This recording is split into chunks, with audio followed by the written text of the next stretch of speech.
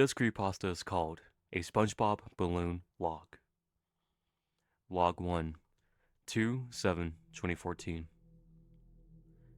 A woman by the name of Lonnie Madden was seen walking into a Party City store, as caught on the camera footage received. Lonnie could be seen walking in and searching through each aisle. Halfway through the footage, a SpongeBob Jumbo Airwalker can be seen on the ground in the first aisle she walks into. She ignores it and continues looking for what she needs. She ends up walking to the register with a box of spray string, presumably for a child's birthday. Near the corner of the camera she's seen in, that same SpongeBob balloon can be seen peeking out from behind a small shelf of candy. Lonnie was interviewed days after leaving the store. She had this to say: "It kept following me everywhere I went. I don't know why it freaked me out so much, but it did. I saw it slowly floating towards me when I left the store. I saw it bumping into a door to the bank when I tried to get a withdrawal, and it even followed me home. It's been floating outside of my window watching me for days. Not once did it deflate. I didn't see it go down, not even a little." Log 2, 2/14/2014. Urza Culver, a 22-year-old male, discusses his experiences with this balloon and what it did at 3 a.m. After a house party went down involving plenty of beer and games, he announced that the night was over, that everyone had to go home. Later that night, he lay awake in bed and see the airwalker floating near his doorway. With his hall light switched on, Urza would tell us about what went down afterwards. "I never bought a damn SpongeBob balloon. I don't know if someone brought it in with them or not, but I'm positive I didn't see any of my guests bring one in. Hell, most of my friends don't even like that show anyway. I tried going to sleep, but when I heard a fucking whisper in my ear, something along the lines of, 'I just want you to love me,' I opened my eyes, and it was right next to me. I shrieked and I fell out of my bed, but it didn't respond back. It didn't even move. I thought I was hallucinating, but I still want to get rid of it if that's the cause of the whispers, so I tried locking it outside my house. But when I woke up the next morning, I saw it floating in front of my window." Log 3, 2/27/2014.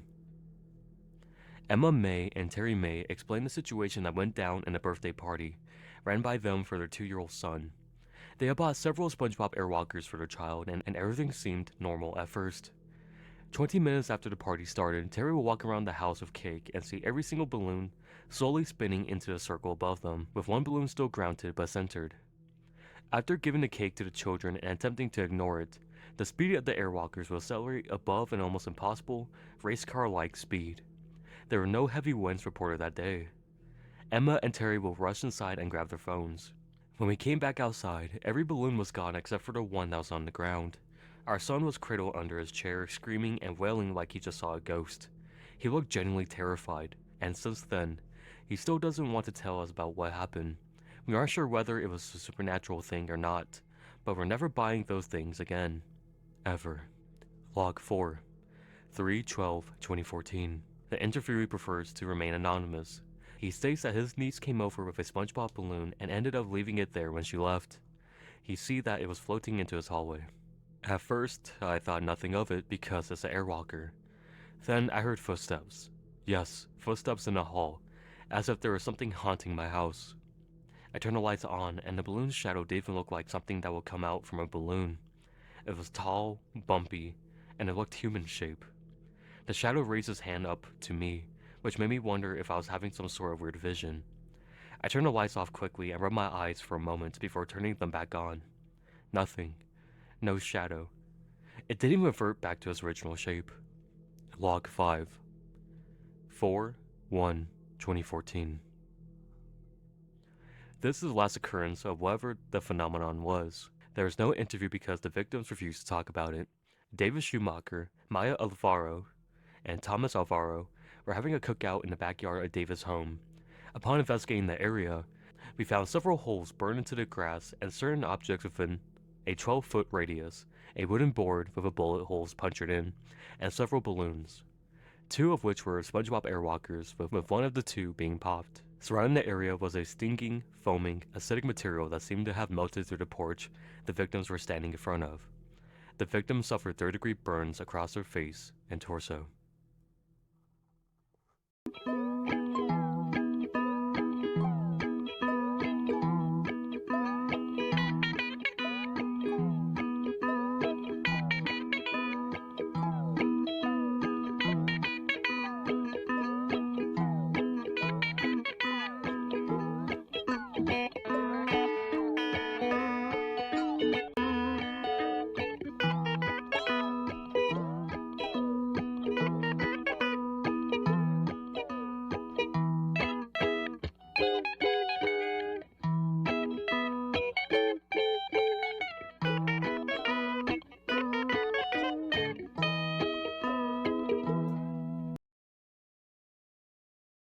This creepypasta is called Cul-De-Sac.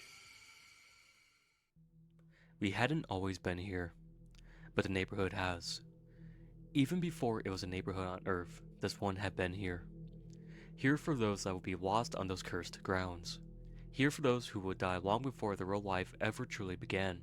Here for those who never really wanted to grow up. We come from different times, and we come from different lives.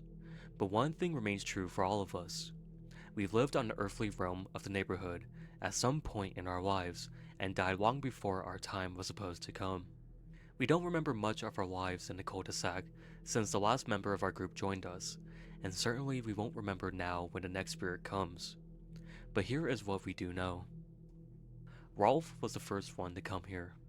Unlike most of us, he was born in the far-off lands, and even in the afterlife, hadn't lost touch of his old world upbringing. He lived in the neighborhood before it was developed. The son of a shepherd, he and the rest of his family came to start a farm on the lands that would soon turn into the place we will all eventually reside in.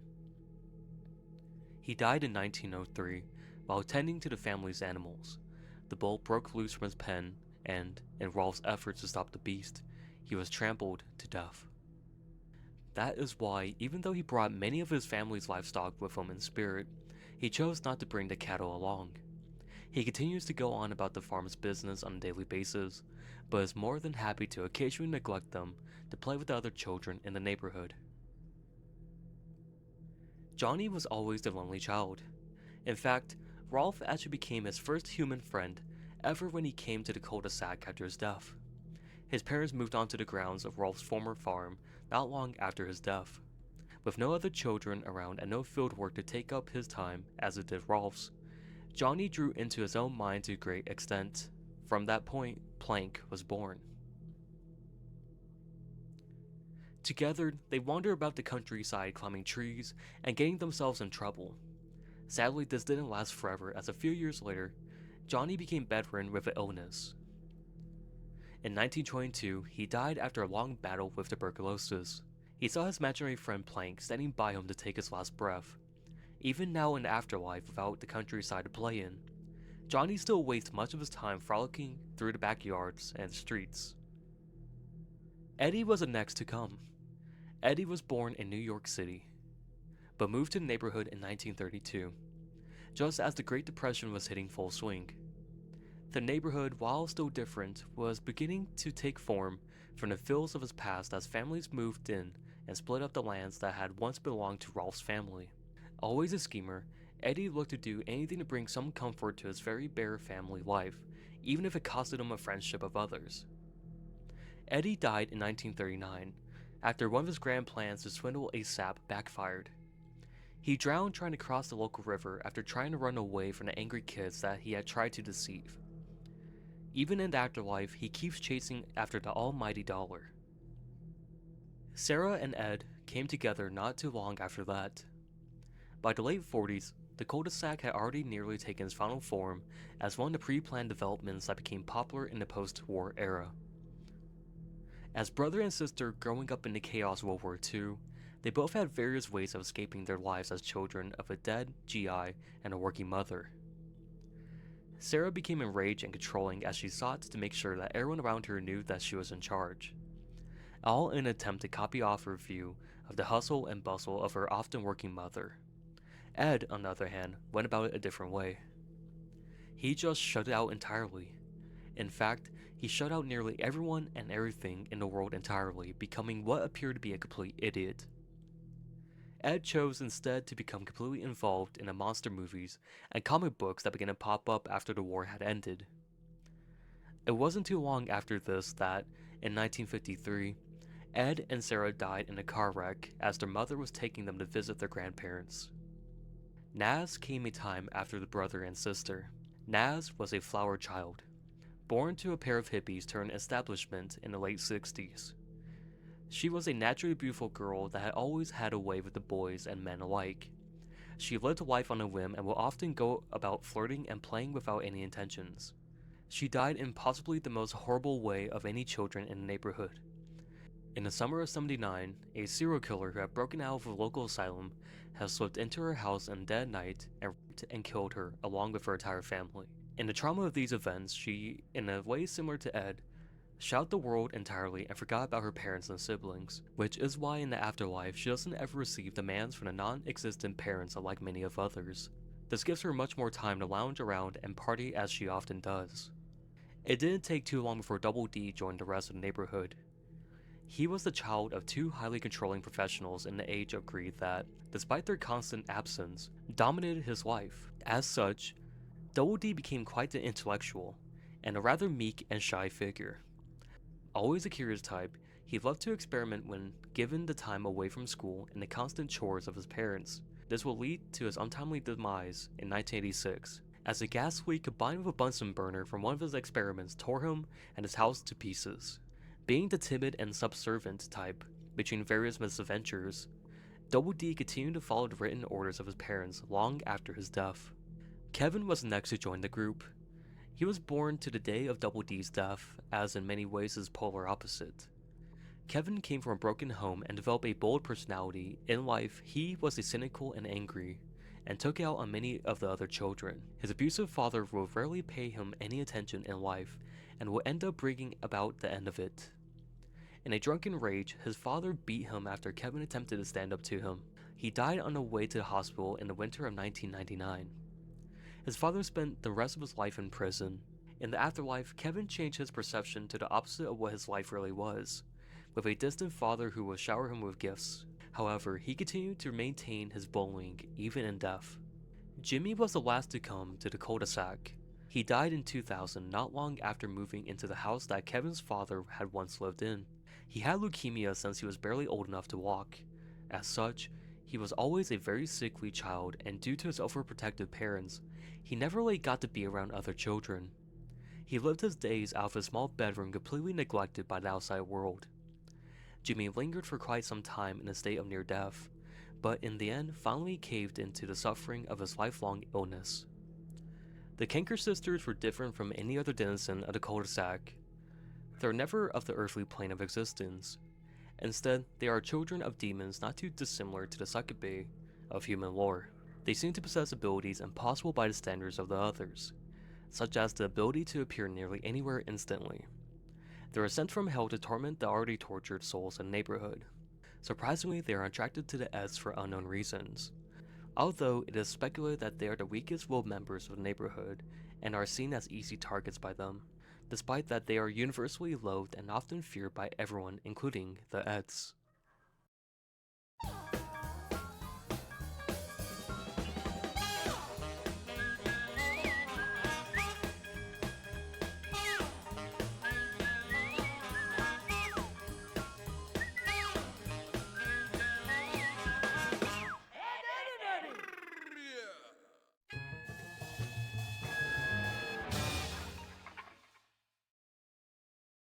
This creepypasta is called the Bunnyman Bridge. Back in 1903, buried deep within the wilderness of Clifton, Virginia, there used to be an asylum. Pretty soon after the Civil War, people started inhabiting the area. Around 300 or so population-wise. It was a very small town nonetheless. People didn't like the idea of having an asylum miles down the road, so they all got together and signed a petition for the asylum to be relocated somewhere else. The petition passed and a new asylum was built, which is now known as Lorton Prison, a temporary facility for convicts to stay in until they are appropriately sentenced. In the autumn of 1904, the convicts were gathered and piled into a bus meant to transport them to Lorton. Somewhere during the drive, not too far from where they left, the driver had swerved to avoid something and the bus had started to tip. Soon it was rolling in a terrible collision course. Most of the convicts were injured but managed to escape the bus. They fled into the night towards the woods, and the next morning, a local police investigation begun.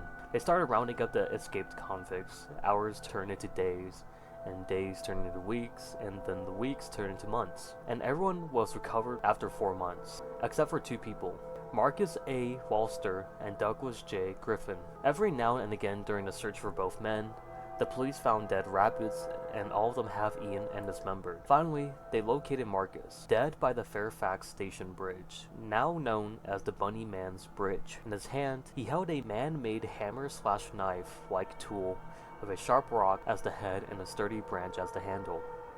They thought nothing of it, and didn't care how he died, only that he was apprehended and they no longer had to worry about him. They named Marcus the Bunnyman, as they believed that he and his tool were responsible for the abundance of deceased wildlife. Later on, they realized that they had assigned the moniker to the wrong person. Still searching for Douglas, they kept on finding dead, half-eaten rabbits. Eventually, they gave Douglas the Bunnyman title instead. Months passed by and the police gave up the search. Everybody assumed that the Bunnyman was dead by now, if not gone. So they went on with their life in the small town. Come October, people started to see dead bunnies reappearing out of the blue, and started to fear the unseen. Halloween night came around, and as usual, a bunch of kids went over to the bridge to drink and do whatever kids their age in the early 20th century did. Once midnight came around, most of the kids had left. Only 3 of them remained at the bridge, 2 boys and a girl. At exactly midnight, a bright light shone from the bridge's opening, right where the kids were. A few seconds later, they were all dead. Their throats were slashed with the same type of tool that was found next to the first escapee, Marcus. But not only that, but they were cut up and down their chest and gutted like a fish. The Bunnyman then hung the boys from one end of the bridge with ropes around their necks, hanging from the overpass so that their legs dangled in view of any passing cars. The girl was hung the same way on the other side of the bridge. This happened in 1905. After that, no one saw or heard anything from the mysterious Bunnyman for another year. Halloween 1906 was approaching, and parents as well as the teens in Clifton still remembered the incident that had occurred 1 year ago at the bridge. His bridge. That night, 7 teens were at the bridge right before midnight, thinking little of it. 6 remained inside while 1, Adrian Hatala, remained a good distance away, hoping to have enough time to escape if the same thing had happened again. She was the only one to witness a dim light walking the railroad track just before midnight, stopping right above the bridge as the clock turned 12, then disappearing at the same time that a bright flash came from inside. She heard the deafening sounds of terrified screaming coming from within the bridge. It lasted only seconds, and moments later, the teens were all hung from one end of the bridge in the same way as the corpse a year earlier. Horrified, Adrian ran home and refused to tell all of what she saw. She could only spatter out words and incoherent mumblings that the people of her town had pieced together to decipher her story. No one understood it or believed her. They charged her with the teen murders and locked her up in the asylum of Lorton. In 1913, the same thing happened again, but it was 9 teenagers this time. On a Halloween night, once again, Adrian was still locked up. They dropped her sentence, but it was too late. The insanity had finally conquered her. Even if she was released, she was too far gone to even have a normal life. So she spent her remaining years in the asylum until she finally died in 1953 of reported shock. No one knows exactly what caused the said shock, but supposedly she died in her sleep, dreaming of that one dreaded night again. Perhaps the Bunnyman finally got to her. More murders were to take place, but however, after the murders in 1913, most people stayed clear of the bridge on Halloween. When 1943 rolled around, 6 teenagers went strolling out to the bridge on Halloween night. A couple hours later, all of them were dead the same way as all the others. Investigations took place, but as usual, nothing was ever discovered. In 1976, the same situation occurred, this time with only 3 people. The only other incident that had occurred since then was in 1987. Jeanette Charlotter was enjoying the night with her 4 friends. Halloween had finally come around, and they had gone out driving to enjoy the night after invading their children's candy bags. They had settled around 11 p.m. at the bridge, waiting for midnight to come. They didn't believe in the myth, so they decided to see it for themselves, and were the only ones who actually withstood the Bunnyman. It was nearly midnight, and they had waited around an hour or so when Janet started getting a little scared. They all had been pulling pranks on each other, jumping out of bushes, and even screaming at each other, so she was already a little bit worked up. Midnight hit, and by this stage, she was in total panic. She was almost out of the bridge when the lights got really bright inside. When that happened, her body was halfway outside the bridge. She saw her skin begin to tear at her chest, but nothing was piercing her. Eventually, she managed to escape, completely horrified. She hit a hanging body and knocked herself out. And when she awoke, she discovered that she had been bleeding, but luckily, the cut had just been made. It wasn't very bad at all. She left and never returned to the bridge again. Since then, Janet has been seen sitting on the swinging bench on her balcony every morning, just staring in the direction towards the bridge a couple miles down. From then on, the story remains untouched and unsolved. This creepypasta is called Antran. The picture you're staring at was taken sometime in the 70s. It's the only image I have left of my son, and the artificial being known as Antran, whom we adopted into our family at the time. It was a warm summer break in the mid-70s. I was driving home from my logging company after a long shift, but I had to make a stop at the local garbage tip to drop off some old desks my mother had given us. When I got there, something caught my eyes as I bent down. Upon closer inspection, I was shocked to see what I originally thought was a doll. A plastic outer shell with metal limbs, and most shockingly, a humanoid face, with cold, dark eyes. I was incredibly impressed with the workmanship of this thing, so I didn't think twice before placing it carefully along the backseat of my car and taking it home. My son's interest was almost as intense as mine. We bonded over the course of a few days, opening it up and looking at its circuitry, and seeing if anything had been misplaced or broken. Eventually, to our surprise, the being, or android, seemed to come to life. Its limbs turned, its hands gripped, its eyes displayed a somewhat sentient tint, and after a few moments, it managed to stand on its own accord. Needless to say, we were scared, yet fascinated. I thought to myself about who could have created such a wonderful, remarkable piece of work. It wasn't until a few weeks later that I realized that this wasn't a toy or a doll. It showed incredible signs of intelligence and thinking ability. It learned to do everyday things such as taking the trash out and playing with my son's toys. It even had a favorite, a small red car that it drive alongside the kitchen counters. It learned to mimic our ways, trying to eat from a fork despite having no digestive system, and moving its mouth despite lacking the ability to speak. I knew that this was something else, perhaps a military piece of hardware or a private project. I knew I should have handed him in. But when I watched my boy play with it so happily, his face lit up. I couldn't do it. He always been so lonely, and this thing was one of his only friends. What kind of father would I be to deny him the right to happiness? It couldn't hurt to allow him to keep it for a while. We named him Antran, which was the print in capitals written in small font across his back. A few months passed quickly, and family life seemed to be improving. He was one of us. My lad's grades improved, his whole mood improved. Everything was getting better. Until one evening in July. I was sitting in my armchair with beer watching television. My boy and Antran were knelt down on the rug, play fighting with one another, as boys do. Suddenly, my attention was drawn to a loud gasp. I looked down and saw my child gripping his arm. "What's wrong, Adam?" I asked. He rolled up his sleeve, and on his skin was a large, red mark covering his forearm. "Antran pinched me," he replied in a shaky voice. The mark was indeed red. It was soon bruised into a swollen, purple lump. My fatherly instinct took over, and like a parent telling off a naughty child, I shouted at the android. Its cold, metallic face, for a moment, seemed to show genuine sadness and sorrow, as if it was apologetic that it didn't know its own strength. Then its lips moved, whether it was trying to muster up the words to say sorry through language or merely copying what I was doing. I will never know. Later on in the evening, I apologized for shouting, told it everything was okay, and thought nothing of it. A few weeks later, my child came into my room. It must have been early morning, and my slumber was interrupted by a gentle creaking of the bedroom door. "Dad?" he whispered.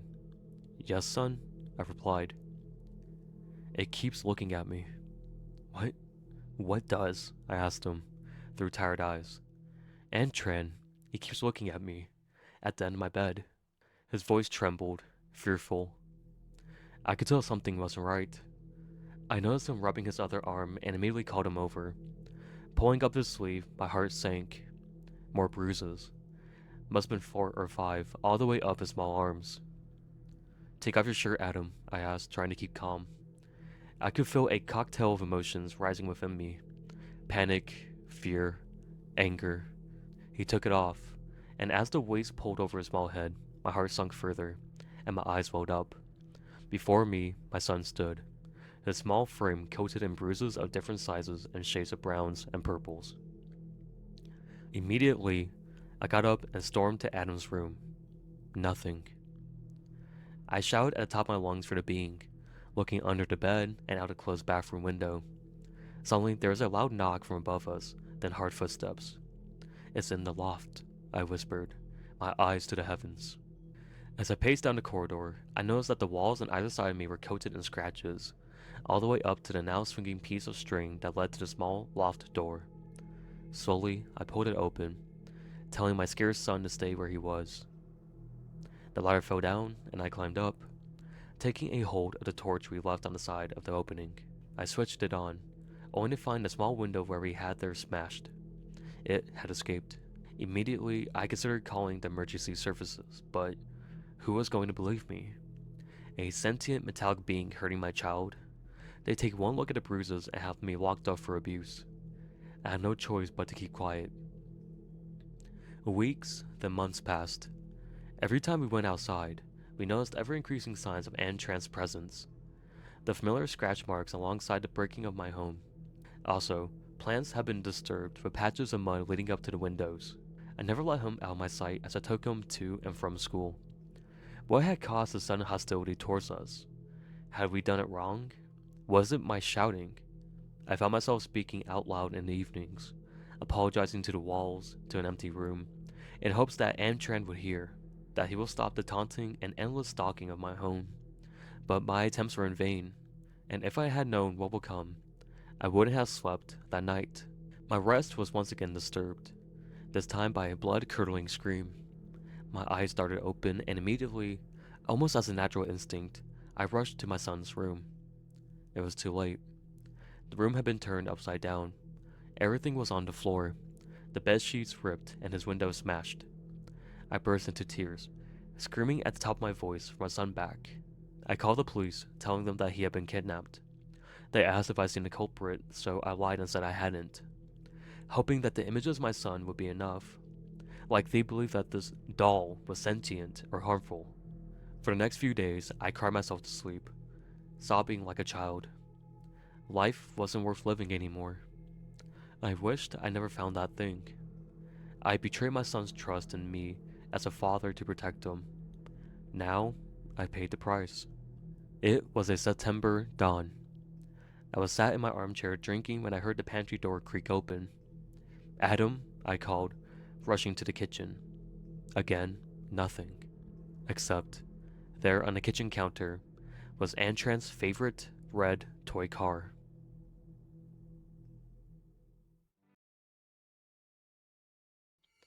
This creepypasta is called Candy. "Mom," said the little girl, rubbing her eyes and standing in the doorway to her mother's room. "Mom, the Easter Bunny is eating my candy," she said. "Nonsense, baby," the woman replied. "The Easter Bunny gives out candy, he doesn't eat it." The woman lightly shook her covers and continued to speak, halfway into her pillow and halfway to her daughter. "Go back to sleep, baby." "But, Mom," the girl said, "the Easter Bunny is eating candy." She now spoke in a more serious tone, almost as if she were going to cry. Her mother sat up and opened her arms. "Baby, I just told you. The Easter Bunny doesn't eat candy. He hands it out to little children. Besides, it's not even Easter yet. Go back to sleep," she said in her kindest voice. "Okay, Mom." The child sighed as she turned to walk out of the room. The woman smiled. Crazy kid with a lively imagination, she thought, and went back to sleep on a whim. Out in the hallway, the little girl stood for a while, staring at the Easter Bunny eating her candy. She then sighed. "Mommy said I should go back to bed." The Easter Bunny smiled. "Good idea, child. Turn around and don't look back." He flicked a shiny metal pendant at her.